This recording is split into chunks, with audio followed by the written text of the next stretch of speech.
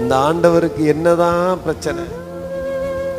3-4 குழந்தைய தந்தாரு, 3-4 பிள்ளைங்க படுக்கிறதுக்கு ஒரு நல்ல ஒரு வீடை தந்திருக்க கூடாதா? கூடாதா? ஒரு குடியில்லாத ஒரு குடும்பம் இருக்காதா? சமாதானத்தோடு உறங்குவதற்கு சாய்வதற்கு ஒரு நல்ல கட்டில் கிடைக்காதா? நல்ல ஒரு மெத்தை இருக்காதா? நல்ல ஒரு வராந்தை இருக்காதா? அவனுக்கு எல்லாம் இருக்குன்னு சொல்லிட்டு நாம் அவனை பார்த்து பொறாமப்படுறதும் அவன் நம்மளை பார்த்து பொறாமப்படுறதும் வாழ்க்கை இப்படியே கவலையில ஓடிக்கொண்டிருக்கிறது. இந்த 2 பேருக்கு இருக்கிற ஆசீர்வாதமும் 2 பேருக்கும் புரியல, தெரியல. 2 பேருக்கும் தேவையானது இல்லை.